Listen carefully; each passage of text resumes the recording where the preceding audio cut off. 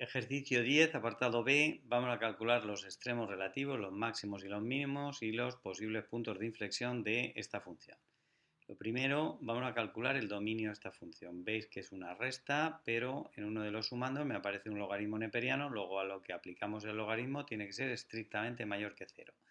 De forma que el dominio de esta función serán los números reales que van desde 0 sin el 0 hasta más infinito. En el resto de los puntos no tenemos función. Aquí no hay nada de nada, ni máximos, ni mínimos, ni puntos de inflexión, si es que nos saliera alguna solución posible al igualar a 0 la derivada o la segunda derivada. Bueno, vamos a calcular entonces la primera derivada para estudiar los posibles extremos relativos. Tenemos aquí un producto que dice el primero derivado 1 por el segundo sin derivar, más el primero sin derivar por el segundo derivado, menos la derivada de 2x, que es 2. Como la x es distinto de 0, puesto que nos estamos moviendo desde 0 sin 0 hasta más infinito, podemos simplificar. Esta x con esta x se va y nos quedará el neperiano de x más 1 menos 2. Es decir, que nos queda menos 1 más el neperiano de x. ¿De acuerdo?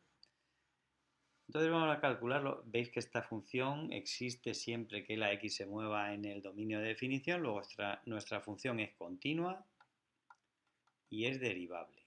La función de partida es continua por ser suma o resta de funciones continuas y es derivable porque hemos calculado la derivada y en su dominio existe. ¿De acuerdo?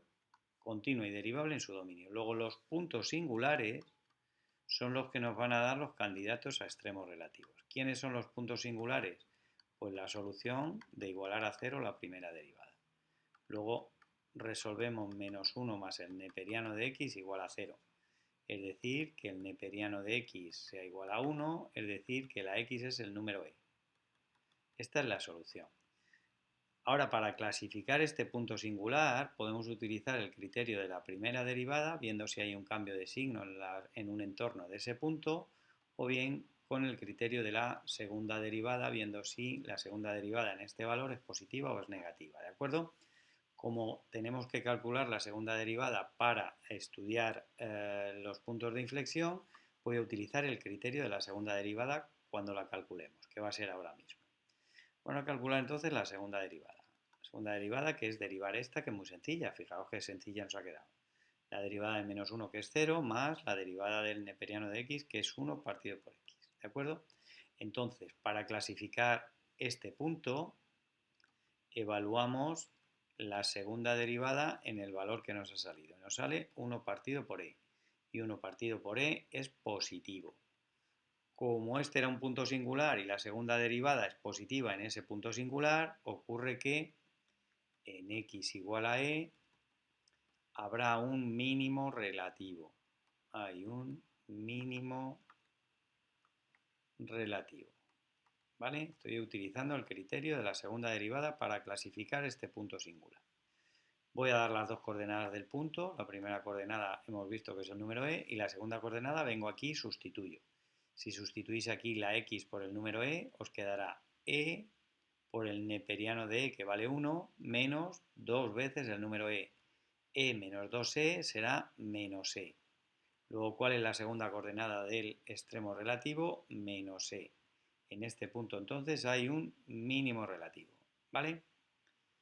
Bueno, vamos a calcular ahora los posibles puntos de inflexión. Para calcular los posibles puntos de inflexión me voy a la segunda derivada y igualamos a 0 la segunda derivada. 1 partido por x igual a 0. Y observamos que esto no tiene solución.